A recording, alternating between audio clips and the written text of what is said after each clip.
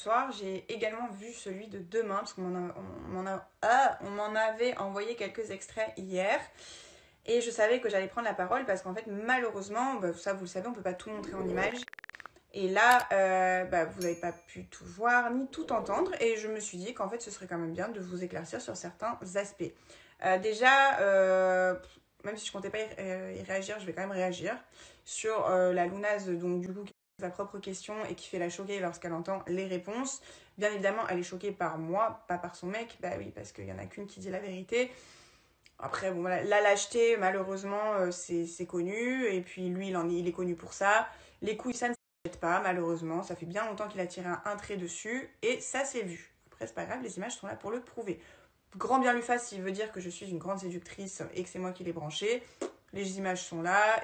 C'est lui qui se regarde dans une glace tous les matins. Et faut quand même pas oublier, parce que, genre, justement, ça a été cet argument-là que j'ai avancé et qu'il a complètement nié. Lorsqu'on s'était effectivement fait la galoche lors du shooting photo, qu'on est revenu à la villa, qu'on se fait un bisou devant tout le monde. De là, tout le monde est venu me voir en me disant « Est-ce que tu sors avec Paga ?» J'ai dit non.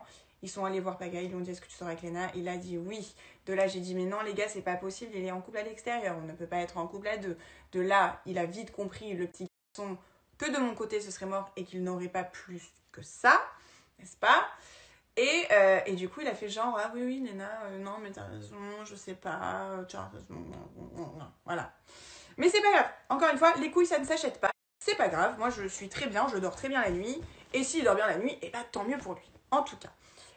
Suite à ça, Lounaze, en fait, n'acceptant pas la vérité, préfère bien évidemment s'en prendre à moi. Faut croire que je la dérange beaucoup, contrairement à son petit chéri. Mais bon, c'est pas grave. Bref, elle est énervée, elle s'empare en fait d'une bougie éteinte qu'elle essaye de m'envoyer dessus à 2 reprises, donc 2 bougies. Elle loupe son tir bien évidemment parce qu'en fait la violence étant interdite sur les tournages, sinon elle se serait fait virer. Après, les coups ça s'achète pas, mais les cerveaux non plus. Donc ça, peut-être qu'elle savait pas. C'est pas... Malheureusement, tout le monde fait un point midi à sa porte, hein, c'est pas... Bref, de là, les esprits s'échauffent, parce que bon, après, je suis quand même un petit peu sanguine. Moi, tu me lances des trucs, je m'énerve. Donc là, je vais pour effectivement lui sauter dessus. Et là, du coup, Paga, en fait, me plaque fortement sur le canapé. D'ailleurs, vous pourrez constater une jolie petite marque sur mon bras lorsque Flo me raccompagne à la chambre pour le coup. Pour la soirée des problèmes.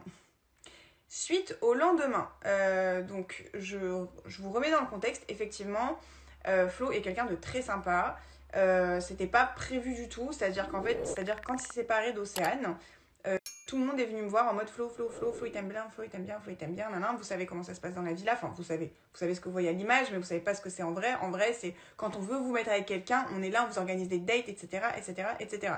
C'est, voilà, si t'as pas envie de faire avec quelqu'un, tu peux pas en fait, hein, t'as pas le choix.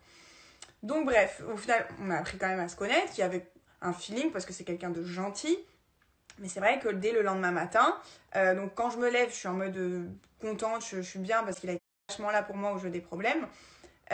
Par contre, en fait, suite à ça, on a un peu discuté, parce que c'est vrai qu'on discutait pas non plus de fou. Et là, on a un peu discuté, et c'est mon avis à moi, j'ai trouvé ça un peu beaucoup creux, en fait. Je me suis un peu ennuyée. Comme je dis, c'est quelqu'un de gentil, donc j'ai pas envie de le blesser. À côté de ça, j'ai Ilan, effectivement, qui me fait beaucoup rire. Et moi, voilà, vous avez à peu près capté comment j'étais. Je suis quelqu'un, j'adore rire. Et c'est vrai que dans l'aventure, j'ai pas trouvé quelqu'un de drôle. Mais c'est vrai en plus, hein. Je n'ai pas trouvé quelqu'un de vraiment drôle qui me fait archi rire. Et Ilan, quand il arrive dans l'aventure, il m'a fait beaucoup penser, alors c'est un peu bizarre ce que je vais dire, mais il m'a fait un peu penser à mon frère. Et du coup, parce qu'il a vraiment un délire, en fait. C'est fluide, le mec se force pas, c'est sa personnalité, il est drôle, voilà. Donc du coup, c'est vrai que forcément, ça faisait quand même vachement contraste avec Flo. Et vu que je suis quelqu'un qui aime rire, je me disais, du coup, ça me faisait encore plus voir que je me faisais un peu chier. Donc j'étais en train de me dire, ouais, j'ai pas forcément en fait envie de me mettre avec. Et là, bam, c'est le moment où lui, en fait, il veut socialiser parce que il a un peu la pression du Ilan. Donc là, en fait, je me sens un peu comme ça. De là, j'essaie de lui prendre énormément de pincettes pour lui expliquer que je suis pas trop chaude et tout. De là, bam, il m'embrasse. Il y a les caméras, il y a quand même quasiment 1 million de téléspectateurs derrière tout ça. Donc je me dis, c'est mort, Miskine, je vais pas lui mettre un vent. Enfin, même si là, j'étais en train de me dire, je veux pas me mettre en couple avec. Bon, ok, je l'embrasse aussi. Sauf que juste après, le bisou, ce que vous voyez je lui dis, je fais, franchement, je crois que t'as pas compris. J'étais en train de te dire que justement, je voulais pas me mettre en couple. Et là, il réessaye de m'embrasser.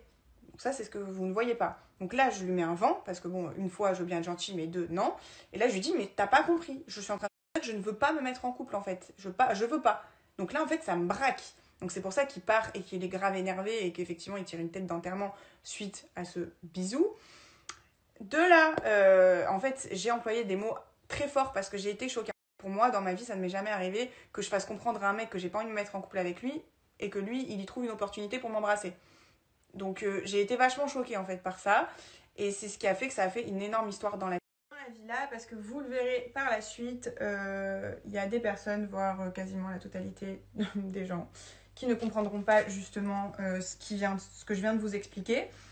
Parce qu'ils vont se dire, ouais mais attends, ils étaient en bisbise, comment ça, elle refuse un bisou. Donc en fait, dans la vie, quand t'es en flirt ou quand tu dragues, ou quand tu parles avec quelqu'un, ou quand t'es comme ça, tu n'as pas le droit de changer d'avis. Tu dois te marier avec cette personne, ou du moins tester. Non, excuse-moi, non, en fait, j'ai le droit de changer d'avis. Donc c'est ce qui s'est passé, et je vous en dis pas plus, vous verrez la suite. En tout cas, il n'y a qu'une seule personne qui était là pour moi à ce moment-là.